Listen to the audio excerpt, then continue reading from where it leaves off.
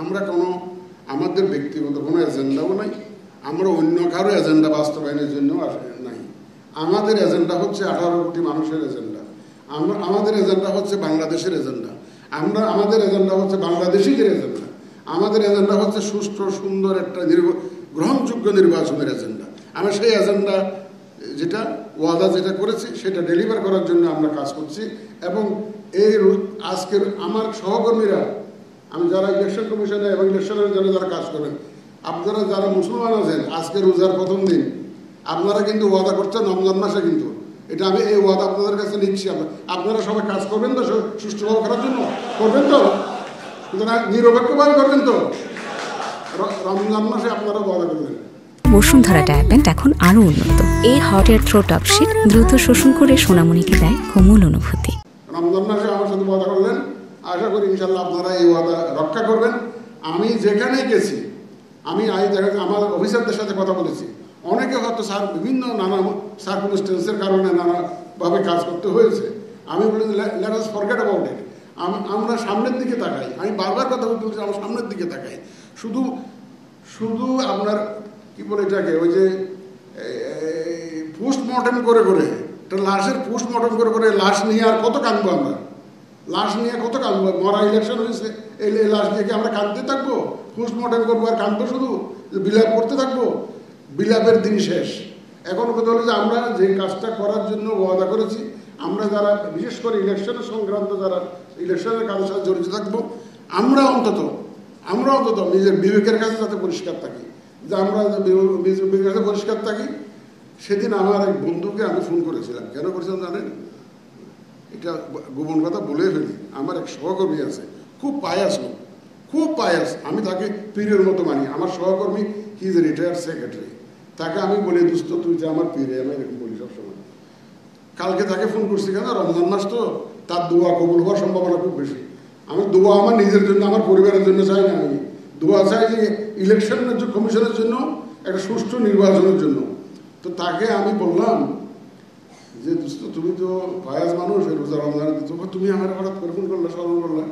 আমি ফোন করলাম, কারণ আছে, আজকে তো রমজান মাসের প্রথম দিন, তোমার কাছে দোয়া চাওয়ার জন্য, আমার জন্য না, আমার পরিবারের জন্যও না, তুমি শুধু দোয়া করবা যাতে আমি যে ওয়াদা জাতির কাছে দিয়েছি সেটা যাতে আমি ডেলিভার করতে পারি, তোমার কাছে দোয়া চাই।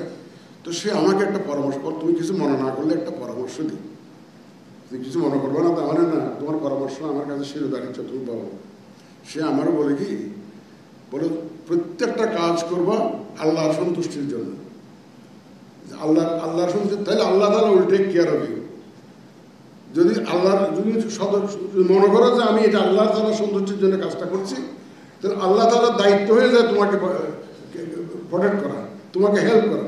আর যদি কোনো অন্য কারোর জন্য কাজ করো, তখন আল্লাহ তাআলা তোমাকে তার কাছে হাওলা করে দিবে, ও বললে তোমার সাহায্য করো, হাওলা করবে। এটা আমার এক সহকর্মী গতকালকে আমাকে এই কথাটা বললেন।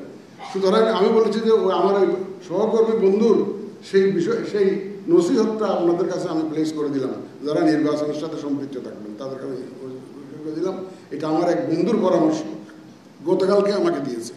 আর সুতরাং আজকে আর সময় নেই না, আমরা যাতে একটা সুন্দর একটা নির্বাচন দিতে পারি, আপনাদের সহযোগিতা লাগবে।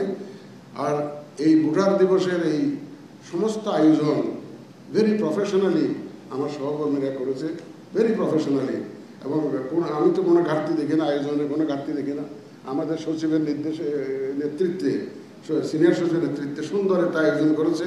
এবং এটা সারা দেশে হচ্ছে, আয়োজন সারা দেশে হচ্ছে, রমজান মাসে সারা দেশে হচ্ছে। রমজানের কারণে কিছুটা আমাদের কাটছাট করতে হয়েছে, সীমিত পরিবেশে একটু করতে হচ্ছে, তারপরেও ওরা খুব প্রফেশনালি ওরা করেছে। আমি ব্যক্তিগতভাবে তাদেরকে, আমি যারা অর্গানাইজ করেছেন তাদেরকে ধন্যবাদ দিই। আর আপনারা যারা এসছেন, আপনারা কষ্ট করে এসছেন রমজান মাসে, আপনাদেরকে আবার মোবারকবাদ দিই, আপনাদের অভিনন্দন। আমাদের সাংবাদিক ভাইরা যারা আমাদের কথা বাইরে পৌঁছিয়ে দেন, আমি একটা সর্বশেষ একটা কথা বলতে চাই। আমরা সবসময় ভুলে যাই, ইতিহাস সাক্ষ্য দেয় ইলেকশন ইঞ্জিনিয়ারিং করে, ভোট সন্ত্রাস করে আপাত দৃষ্টিতে জেতা যায়, কিন্তু আখেরে নিজের জন্য, দলের জন্য, দেশের জন্য সর্বনাশ ডেকে আনতে হয়। আখেরে টিকা যায় না।